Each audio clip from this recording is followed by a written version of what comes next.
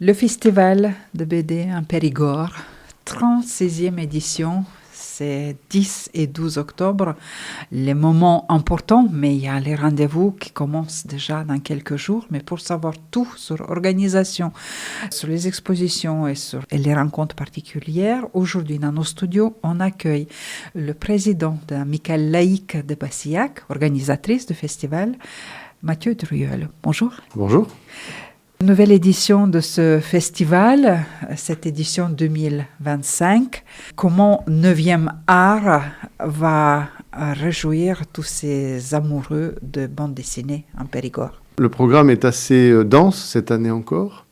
On a d'abord l'immense bonheur d'accueillir Étienne Davodo comme invité d'honneur.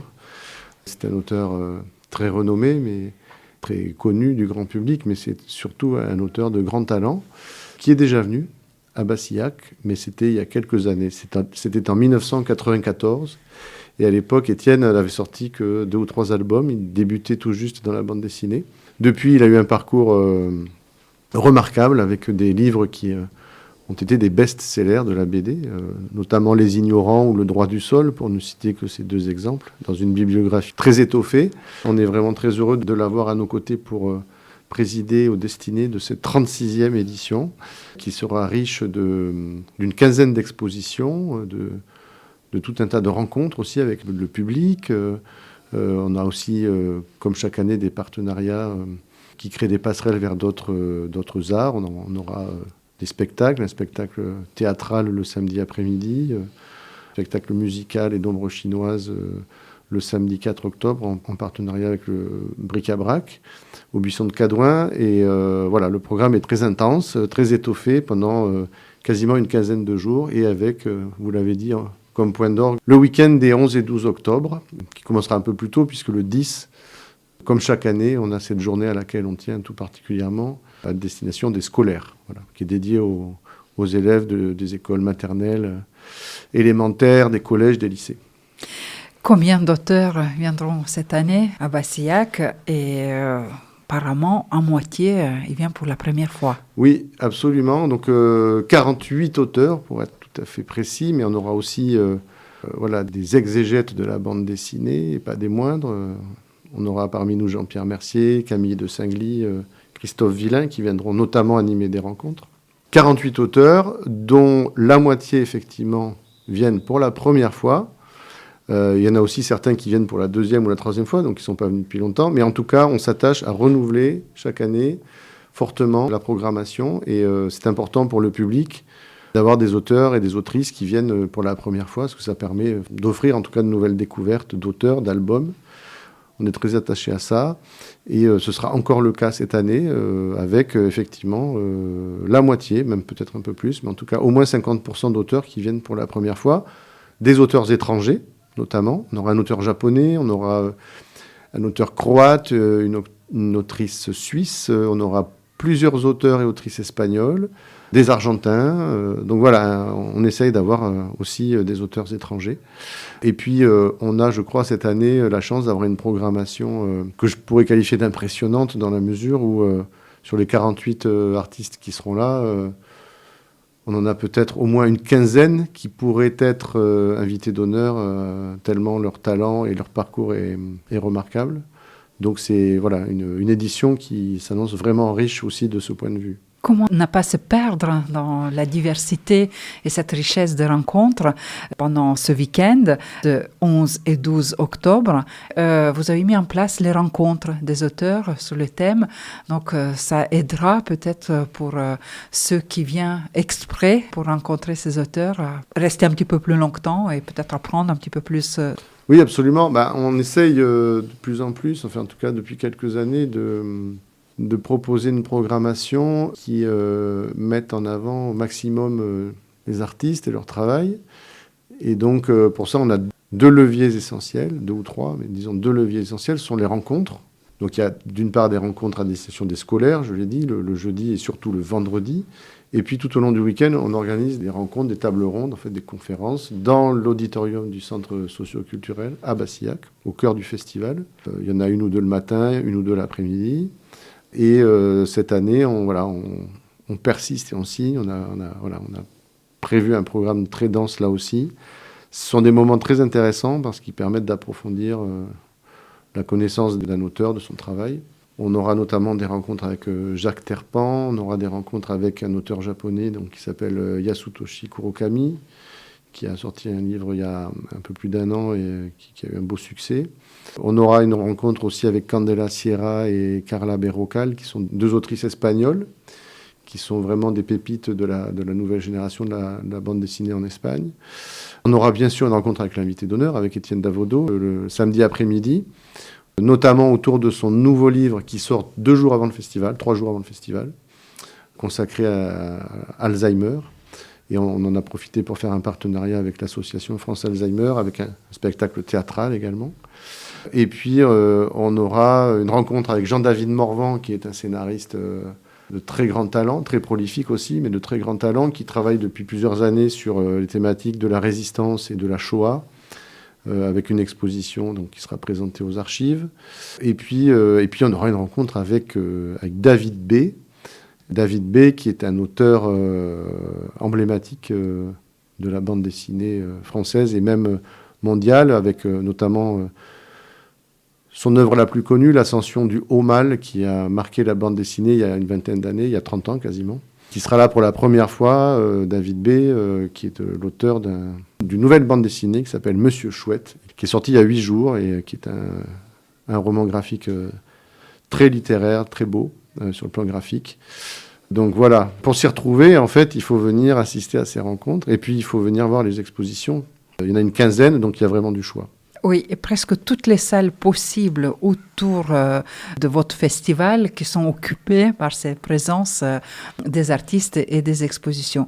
Une deuxième chose étonnante, qu'est-ce que vous venez de dire, vous êtes vraiment à l'écoute, vous suivez l'actualité. Les auteurs viennent avec les livres qui viennent juste sortir. Donc ça signifie que votre festival est vraiment très très près de toutes ces actualités liées à bande dessinée.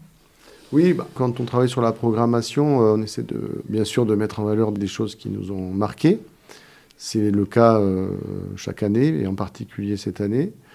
Et puis on essaie d'être effectivement au plus près de l'actualité éditoriale en fait. Donc par exemple, pour le prix du jury, la sélection de livres qui a été faite, ce sont uniquement des livres, il y en a 6 dans la sélection, il a fallu faire un tri, mais le plus ancien, il est sorti au printemps. Donc en fait, on essaie vraiment de coller à ça parce que l'intérêt d'un festival, c'est bien sûr de faire découvrir des choses au public. C'est bien sûr, pour ce qui nous concerne, de capter les plus jeunes et de leur faire découvrir la bande dessinée, qui est un genre littéraire absolument extraordinaire. Mais c'est aussi d'être là pour accompagner les auteurs et pour valoriser leur travail et puis pour leur permettre de vivre de leur art, en fait. Donc ça, c'est important aussi pour nous. Il n'y a pas que salon de livres, il y a, comme vous avez dit, c'est le festival. Donc il y a le théâtre, il y a le cinéma, il y a les rencontres, il y a tous ces moments qu'on ne peut pas décrire aujourd'hui, parce que c'est ça, la magie de ce type de manifestation. Il y a aussi les choses qui se passent avec les auteurs, avec les lecteurs, avec tous ces passionnés de ce 9e art. Pour vous, personnellement, quelle est la grande fierté de cette année, de toutes ces rencontres, de tous ces invités? Qu'est-ce que vous voulez vraiment mettre en avant? Alors ça, c'est la question la plus difficile, parce que tout ce qu'on fait, on fait avec passion, enthousiasme et avec conviction. Donc le fil rouge de cette édition, c'est l'humanisme. C'est d'autant plus important qu'on vit dans un monde où les choses sont de plus en plus compliquées, où on essaye d'abrutir les gens, que ce soit dans les chaînes d'infos en continu ou dans les réseaux sociaux, l'abrutissement de masse est à l'œuvre. Donc nous, on vient là modestement pour essayer de rappeler à qui veut bien l'entendre que le livre, la lecture, la bande dessinée en particulier, sont des trésors qui permettent de lutter contre le désenchantement du monde. Voilà, ça peut paraître un peu pompeux et ambitieux, mais c'est quand même important, c'est même essentiel. Donc la poésie, le rêve, l'accès au savoir, tout ça est très important. Donc faire des choix dans la programmation, c'est difficile, mais si je devais retenir peut-être 3 ou 4 points précis, rendez-vous précis, je dirais qu'il y a l'exposition de la médiathèque de Trélissac autour de la rétrospective consacrée à Golo, qui était un auteur extraordinaire, qui a commencé il y a presque 50 ans la BD, Et c'est une exposition inédite avec plus de 80 planches originales qui seront présentées à la médiathèque de Trélissac. Donc ça, c'est vraiment très important. Il sera là dès le jeudi 2 octobre à 18h30 à la médiathèque pour présenter l'exposition, dédicacer, rencontrer les gens. Un travail magnifique. Il y a l'exposition qu'on présente au pôle d'interprétation de la préhistoire autour du travail de 8 auteurs et autrices qui sont la crème de la BD française. Je ne vais pas les citer, mais il y a notamment Davodo, Troups, Baudouin, Prudhomme, Guibert. Donc au pôle de la préhistoire aux Aisies, autour de leur travail dans une grotte dans le Lot, qu'ils ont orné en fait, en utilisant les mêmes pigments et les mêmes techniques que nos ancêtres Cro-Magnon. Il y a aussi le film, c'est ça? Il y a un film aussi, le film Rupestre, qui sera proposé ce soir-là avec eux, une rencontre, donc une soirée qui s'annonce vraiment très très intéressante et chaleureuse au PIP le 10 octobre. L'expo Anna Sommer, une autrice suisse à l'espace Mitterrand, en lien avec l'agence culturelle. Et puis je veux citer aussi Antonio Altarriba, qui est à mon sens un des auteurs les plus talentueux de la scène BD actuelle, qui est un auteur espagnol, un scénariste, qui viendra présenter le livre Le ciel dans la tête, qui est un livre très dur, très humaniste, très dur, mais très humaniste et poétique aussi, quoique ancré dans le réel également, à la médiathèque d'Agonac. Voilà. Et puis, je pourrais citer aussi l'exposition des archives autour de la Shoah et de la Résistance et du travail de Jean-David Morvan. Et aussi, cette exposition itinérante dans le quartier de Vaison, ça c'est quelque chose aussi qui surprend, comment les œuvres peuvent s'intégrer dans le quartier, dans les bâtiments, dans la vie d'aujourd'hui. Alors ça, c'est une expérimentation. C'est un premier partenariat avec le comité de quartier de Vaison, en fait, à Périgueux. Je pense que ça va être un moment très sympa. Donc l'idée, c'est d'accrocher et de coller des œuvres d'une jeune autrice espagnole qui s'appelle Candela Sierra et qui a sorti 2 livres qui ont été traduits en français, là, un peu plus en Espagne. 2 livres assez remarquables, tant sur le plan graphique que sur le narratif, en fait. Le comité de quartier a proposé ce partenariat, et donc ça sera une exposition de plein air, en fait, dans le quartier. Les œuvres vont être des reproductions, bien sûr, vont être collées sur des bâtiments, sur du mobilier urbain. Et voilà, les gens pourront faire une déambulation pour découvrir toutes ces œuvres avec quelques explications. Et pour celles et ceux qui seront disponibles, l'autrice sera là le mercredi 8 octobre à 15h. Le départ est fixé au 87 rue Claude Bernard. Et en fait, la déambulation va se faire en groupe avec elle et elle apportera un éclairage sur son travail avant de faire une rencontre dans le jardin du comité de quartier. Donc voilà, ça c'est une des nouveautés en fait en termes de partenariat et puis d'expérience, d'expo, parce qu'on n'a jamais vraiment fait quelque chose de ce genre. Donc c'est assez novateur et ça fonctionnera bien, mais je sais que voilà, les membres du comité de quartier de Vaison y mettent beaucoup d'enthousiasme, donc je suis persuadé que ce sera une réussite. Voilà, ça fait partie des nouveautés. On a aussi un partenariat avec la Galerie Laparte. C'est la première fois où on présentera l'œuvre d'un auteur espagnol, d'un auteur catalan, pour être très précis. Là aussi, un premier album de toute beauté sur le plan graphique, très intéressant sur le plan littéraire. Donc voilà, à découvrir aussi à la Galerie Laparte avec Génis Rigol, puisque c'est son nom, et avec un vernissage qui aura lieu le lundi 6 octobre à 18h30. Il y a aussi sélection de films. Est-ce que c'était le choix volontaire ou ça collait avec les actualités, les artistes qui viennent, surtout pour cet art rupestre, ça c'est sûr, mais les autres films? Oui, en fait, la programmation cinématographique, elle est liée à la programmation du festival, puisqu'on a un partenariat de longue date à la fois avec Ciné Passion en Périgord, mais aussi avec Ciné Cinéma à Périgueux. Donc on aura une programmation liée d'une part à l'invité d'honneur, Étienne Davodo. On va projeter pour les scolaires, les collégiens, on va projeter l'adaptation de la BD Un homme est mort, d'Étienne Davodo et Chris. Des films documentaires aussi, comme La disparition des Lucioles, sur la biodiversité, ou encore Rupestre, donc le film dédié à leur expérience de peinture dans une grotte du Quercy, ainsi que Lulu femme nue, qui est l'adaptation avec Karine Viard d'une BD d'Étienne Davodo. On aura une programmation spécifique aussi en lien avec l'exposition d'Anna Sommer à l'espace Mitterrand. Et puis on aura une programmation cinéma en lien avec l'exposition des archives sur la thématique de la résistance et de la Shoah, avec en particulier 3 films. Le terroriste, qui est un film italien, L'armée du crime de Robert Guédiguian, qui suivra le vernissage le mardi 7 octobre à 20h au CGR de Périgueux. Et puis, à ne pas manquer, il y aura 2 projections exceptionnelles. La première, et je n'ai plus la deuxième date, mais la première aura lieu le samedi 1er novembre à 18h au CGR de Périgueux, du Dictateur de Charlie Chaplin, qui est vraiment un film grand public. On peut venir en famille, un jour férié comme le 1er novembre. A fortiori un samedi, c'est vraiment parfait, à 18h. Et c'est un très grand film qu'on ne se lasse pas de revoir. Et j'ai envie de dire, a fortiori sur grand écran, ce sera un très grand moment aussi. Comme vous avez dit déjà, votre festival a un label d'éducation nationale et de la jeunesse. Donc, il y a volonté que les scolaires aussi puissent participer à toutes ces rencontres, qu'ils puissent aussi rencontrer les auteurs et voir leur création. Oui, c'est quelque chose qui nous tient à cœur. C'est pour ça qu'on avait créé le festival. Hein, je le répète régulièrement.